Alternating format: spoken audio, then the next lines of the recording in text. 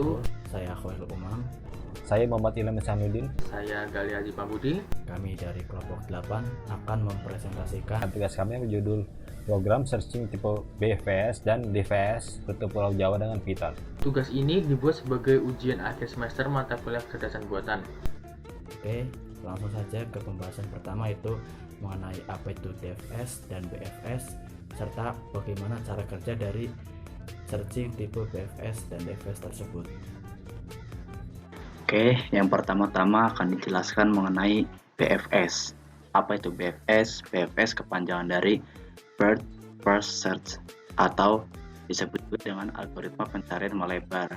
Adalah sebuah algoritma yang melakukan pencarian secara melebar dengan mengunjungi simpul secara pre-order, yaitu mengunjungi simpul, kemudian mengunjungi semua simpul yang bertetangga atau memiliki cabang dengan simpul tersebut terlebih dahulu. Jadi ini secara pencarian itu seperti ini nih. Pertama-tama simpul X dikunjungi atau titik awal. Setelah itu kunjungi semua simpul yang bertetangga dengan simpul X terlebih dahulu. Di simpul X ini punya tetangga B dan C. Karena tetangganya cuma dua, mereka keduanya ini dikunjungin dulu. Jadi urutan itu A, B, C. Setelah itu kunjungi simpul yang belum dikunjungi dan bertetangga dengan simpul-simpul yang baru aja dikunjungi, begitu seterusnya. Nah, simpul yang belum dikunjungi kan ada D, E, F, G, dan H. Tapi tetangga dari simpul yang baru dikunjungi itu dari B ada dua, yaitu D dan E, sedangkan C, F, dan G. Maka perhitungan selanjutnya itu tetangga dari simpul B, yaitu D dan E, lalu C, F, dan G. Maka urutan perhitungan atau pencarian itu menjadi A, B, C, lalu D, E, F, dan G. Setelah itu dari keempat simpul yang baru dikunjungi ini, mereka semua punya tetangga lagi satu, yaitu H. Maka urutan paling terakhir adalah H. Jadi urutannya itu A, B, C, D, E, F, G, dan H. Jadi seperti itu.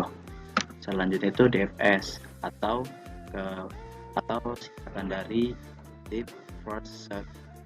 Adalah satu algoritma yang digunakan dalam pencarian jalur.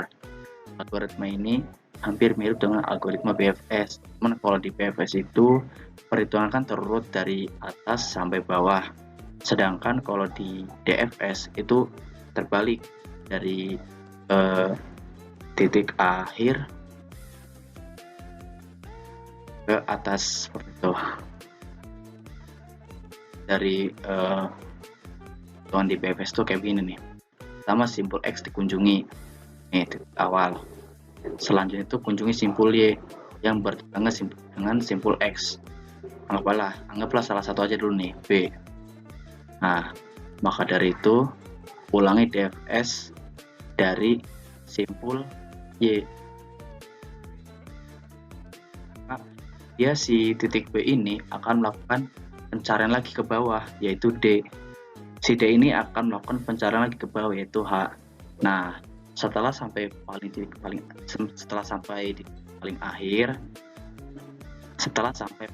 paling akhir ini H, maka dia akan ke atas urutannya pencariannya dari H ke E.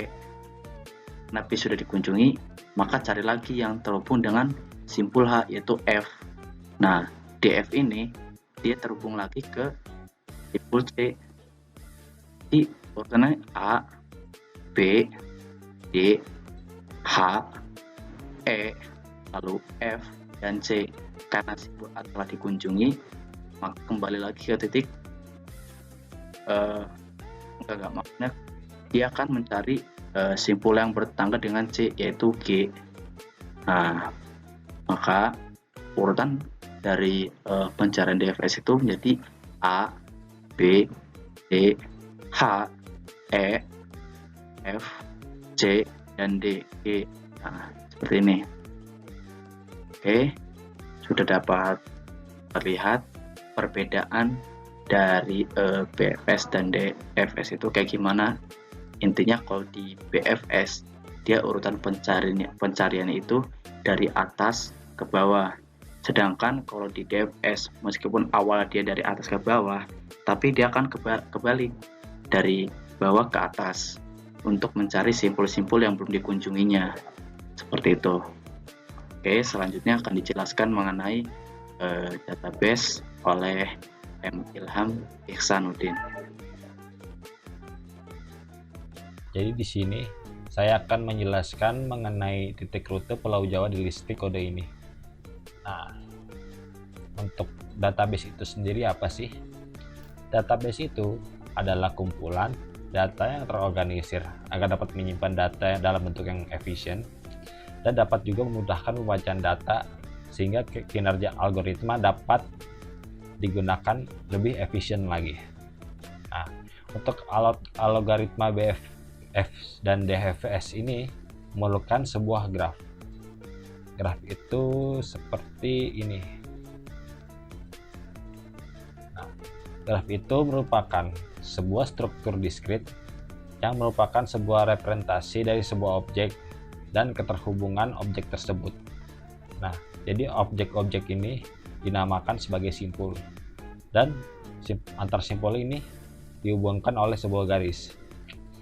Jadi jika pasangan simpul dihubungkan, maka kedua simpul tersebut disebut sebagai simpul bertetangga seperti Depok dan Bogor. Nah, simpul ini mewakili posisi objek di dalam peta. Nah, jadi untuk memudahkan database, kita akan mengubah peta ini menjadi bentuk pohon faktor. Nah, untuk pohon faktornya ini sebagai berikut. Nah, seperti ini pohon faktornya. Bagaimana cara membuat pohon faktor dari peta ini? Pertama-tama kita menentukan node utama yang ada di peta ini. Di sini kita memakai Depok karena dia berada di ujung kiri paling atas. Nah, Depok ini bisa dilihat berhubungan dengan Bogor dan Bekasi. Depok ini tidak berhubungan dengan Karawang karena ada Bekasi di antara mereka. Jadi ini ya seperti menghubungkan node yang saling berdekatan, terus dihubungkan hingga mencapai node terakhir. Di sini tujuan akhir itu Banjar. Nah, seperti yang dilihat di sini node awal Depok berhubungan dengan Bogor dan Bekasi, begitupun Bogor berhubungan dengan Sukabumi dan Cianjur, dan terus hingga mencapai node akhir. Nah, jadi setelah kita membuat pohon faktornya, kita dapat mengubah pohon faktor ini menjadi listing kode seperti ini. Nah, untuk mengubahnya sendiri terdapat aturan-aturan yang harus dipatuhi agar kedudukan dan urutan sesuai dengan apa yang ada. Misalnya untuk pohon faktor ini dan kedudukan ini, untuk ini dibagi dari atas ke bawah dengan horizontal kiri ke kanan. Jadi misalnya node pertama itu Depok, lalu dari Depok ke Bogor, lalu Bekasi, lalu untuk node ketiganya Sukabumi, Cianjur, Karawang, dan seterusnya sampai Banjar. Lalu untuk urutan listing isi dari arraynya itu ada aturan tersendiri juga. Misalnya kita lihat dari petanya ini, misalnya untuk Purwakarta dia akan terhubung dengan Karawang, Subang, dan Cimahi. Lalu urutannya sendiri itu dari kiri, atas, kanan, bawah. Nah, jadi urutannya sendiri Karawang, Subang, dan Cimahi. Purwakarta, Karawang, Subang, dan Cimahi. Lalu untuk contoh selanjutnya misalnya Majalengka. Majalengka di sini terhubung dengan Sumedang, Indramayu, Cirebon, Kuningan, dan Ciamis. Dan Ciamis ya benar. Karena dari kiri, atas, kanan, bawah dibanding dengan Sumedang, Indramayu, Cirebon, Kuningan, dan Ciamis. Itu Sumedang, Indramayu, Cirebon, Kuningan, dan Ciamis benar. Dan ini dibuat semuanya dari Depok hingga ke node akhir. Di sini kita hanya menjelaskan provinsinya saja untuk lebih lebih gampangnya, karena kalau satu Indonesia itu kebanyakan untuk dijelaskan. Nah, untuk aturan tersebut mulai dari kedudukan dan urutannya itu harus benar, karena kalau misalnya salah ataupun tidak sesuai, maka bisa-bisa bobot yang output yang dikeluarkan itu tidak akan mencapai minimum, tidak akan mencapai hasil yang terpendek. Makanya itu untuk pembuatan kodenya ini, urutan atau aturan tersebut, pembuatan dari pohon faktor ini sangat diperlukan untuk memudahkannya. Nah, untuk selanjutnya penjelasan algoritma sendiri akan dijelaskan oleh saudara Gali. Pada bahasan kali ini saya akan menjelaskan bagian codingan dari BFS dan DFS yang sebelumnya teorinya telah dijelaskan oleh teman saya. Ya, langsung saja pada codingan BFS ya. Def BFS Java mulai tujuan. Pada Python pertama pasti dimulai dengan def ya. BFS ini untuk menyatakan bahwa ini adalah bagian dari BFS ya. Sebenarnya bebas mau variabel apapun. Nah, karena ini untuk mempermudah bahwa ini identitas ada BFS, maka kita gunakan BFS. Lalu Java mulai tujuan. Java di sini adalah database yang ada di atas ini. Lalu mulai adalah kota pertama ya. Kota untuk memulai perjalanan kita. Lalu tujuan adalah kota yang dituju. Seperti contohnya pada misalnya kita run ya, kita run BFS. Pertama kita nyatakan database-nya adalah Java. Lalu kota pertama apa? Misalnya Solo. Lalu kota tujuannya adalah Kebumen. Enter. Sehingga didapatkan hasilnya.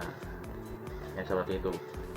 Nah, selanjutnya queue sama dengan array mulai ya. Sini mulai dibungkus dengan array bertumpuk. Ini untuk menyatakan bahwa queue adalah mulai. Antrian adalah mulai. Visited sama dengan set. While queue, jalur queue pop 0. Queue pop 0 digunakan untuk input antrian paling depan ke variabel jalur. Lalu kita simpan non variable state. Dengan ini state sama dengan jalur -1. Lalu if state sama dengan tujuan. Ini maksudnya sama dengan adalah state ini sama isinya dengan tujuan. Apabila sama, maka return jalur akan kembali ke jalur. Elif state non in visited. Apabila tidak sama dengan tujuannya, cek state apakah ada di dalam visited atau tidak, maka kita menggunakan elif.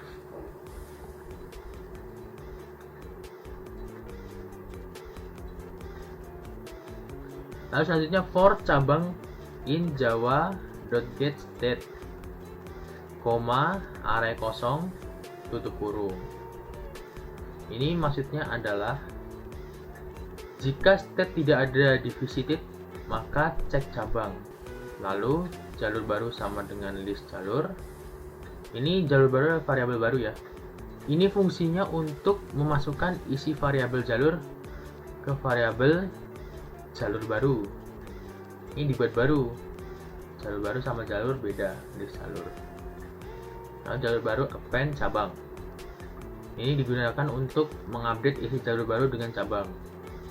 Lalu queue append jalur baru.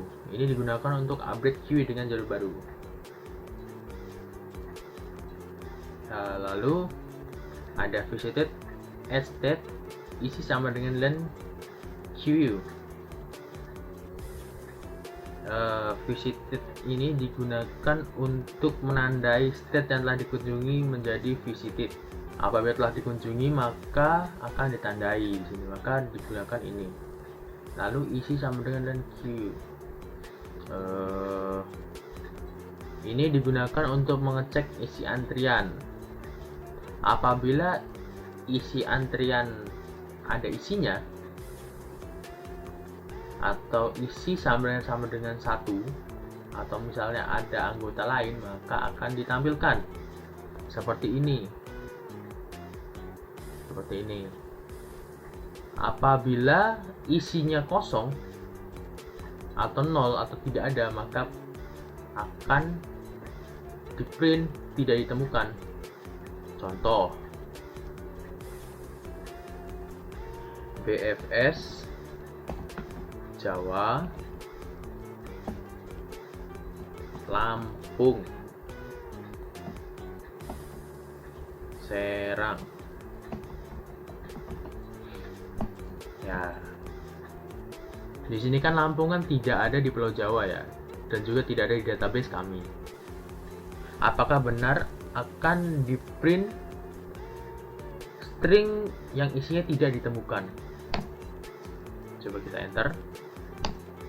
Benar, maka tidak ditemukan di sini. Berarti maksudnya adalah apabila isinya itu tidak sesuai, lalu kosong atau tidak ada jalurnya atau lain-lain yang bermasalah, maka akan langsung di print out pada layar terminal Python string yang isinya tidak ditemukan. Ya, selanjutnya untuk codingan bagian DFS. Ini mirip-mirip dengan BFS namun tidak sama ya. Kita bisa melihat perbedaannya di sini. Panjang tumpukan sama dengan len queue. Lalu di sini jalur sama dengan queue pop panjang tumpukan. Sini panjang tumpukan sama dengan len queue -1. Ini digunakan untuk menghitung panjang tumpukan dan masukkan ke variabel panjang tumpukan. Lalu jalur sama dengan queue pop panjang tumpukan. Kalau di BFS kan jalur itu sama dengan queue pop 0. Queue yang isinya mulai ini langsung ditaruh di antrian pertama. Sedangkan untuk DFS jalur itu queue pop panjang tumpukan. Jadi panjang tumpukan kita deklarasikan terlebih dahulu yang isinya len queue -1. Lalu jalur yang sama dengan queue pop panjang tumpukan. Jadi panjang tumpukan itu taruh di tumpukan yang paling atas, taruh di list yang paling pertama. Panjang tumpukan itu isinya len queue -1, yang artinya tadi untuk menghitung panjang tumpukan dan masukkan ke variabel panjang tumpukan. Selebihnya sama seperti BFS. Karena sebenarnya DFS dan BFS itu caranya itu mirip-mirip namun berbeda. Langsung aja coba langsung aja contohnya seperti ini. Jawa, misalnya kotanya Solo, lalu ke Bumen, enter. Isinya Solo, Boyolali, Klaten, Sleman, Magelang, Purworejo, Kebumen. Ya, coba kita lihat peta Jawa Tengah apakah benar apa tidak. Jawa Tengah.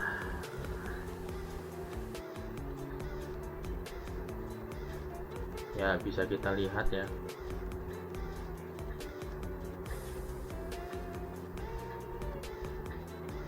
Solo, Boyolali, Magelang, Purworejo, Kebumen. Solo. Ini Solo, Boyolali, Magelang, Purworejo turun ke sini, lalu ke Kebumen.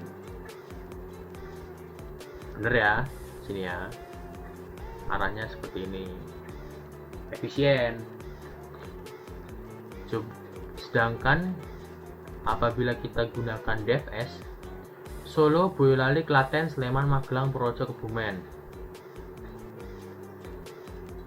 Solo, Boyolali, Klaten, Sleman, Magelang, Purworejo, Kebumen. Jadi terlihat muter-muter. Solo, Boyolali, terus turun ke bawah Klaten, terus ke Sleman,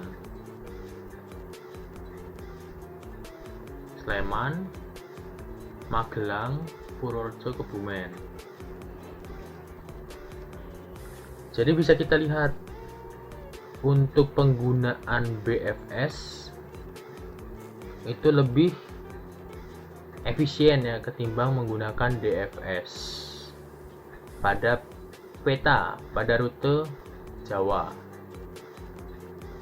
pada rute Pulau Jawa, pada penggunaan rute ya paling efisien BFS ketimbang DFS. Meskipun sama-sama ada jalurnya, namun jalurnya lebih singkat dihasilkan BFS, seperti itu.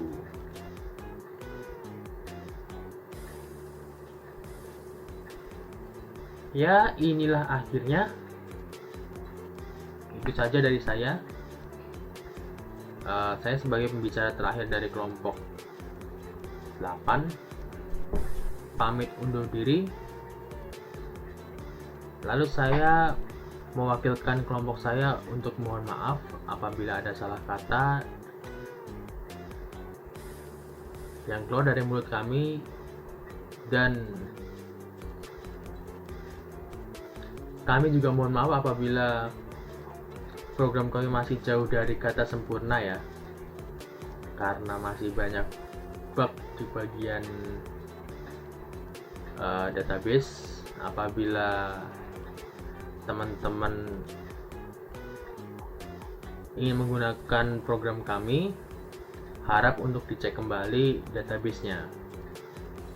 Ya, atas perhatian dari teman-teman semua kami ucapkan terima kasih. Wassalamualaikum warahmatullahi wabarakatuh.